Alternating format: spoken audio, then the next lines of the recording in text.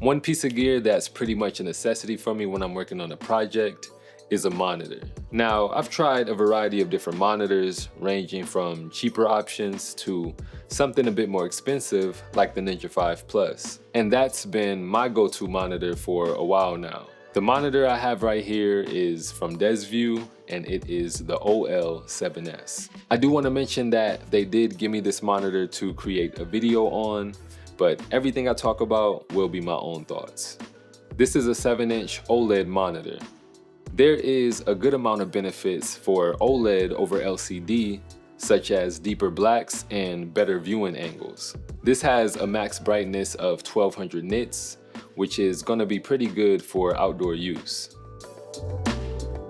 As far as the construction goes, I have no complaints. It's solid. You get a few physical buttons to the top that can be customized to whatever you like. On the bottom, you have HDMI in and out, a USB Type-C port, a power port, and since this is the S version, there's also SDI in and out. You get mounting points on both sides as well as the bottom, and there is a headphone port to the side. This monitor can be powered either by NP-F batteries, USB Type-C, or the power port. And the cable for the power port, which goes to DTAP, is included. There's a bunch of features with this monitor, and we're not going to talk about all of them. I'm just going to talk about a couple that I personally use the most, and I'll mention some that I feel would be most useful for a lot of people. Now, before we get to that, I just need to mention a couple issues I have right out the box. And these issues do not happen over HDMI, so I don't know if it's a Komodo or SDI issue. The first is this gray bar at the top that I have not managed to get rid of. It just stays there no matter what.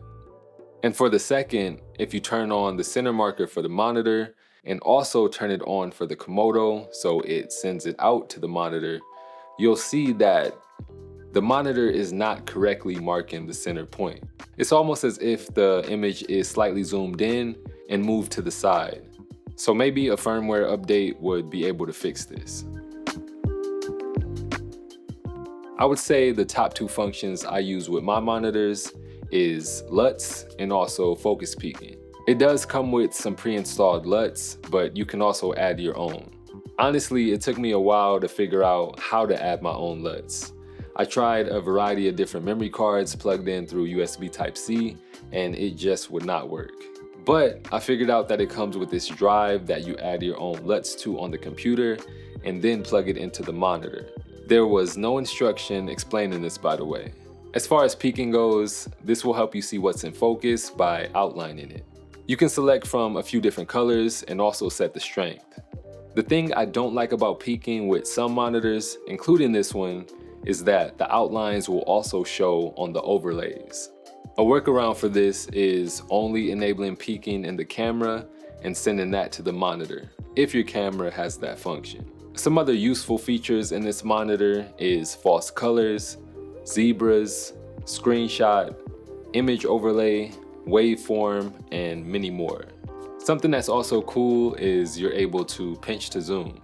Once you zoom in to 4x, moving around the frame feels a little finicky, but it does work.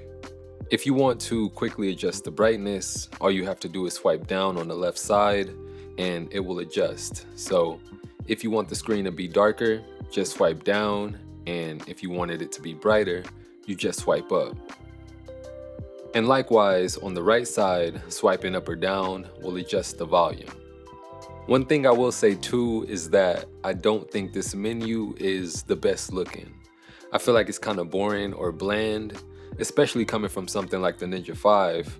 I feel like that UI is really good and really appealing. But that's not to say you can't get it done with this menu. I want to point out that the touchscreen on this monitor is really good. I've tried monitors in the past where you have to hit it a few times before it registers, and it just makes it a real pain to use. But this one is a pleasant experience, and it's really nice. Overall, I think this monitor is solid.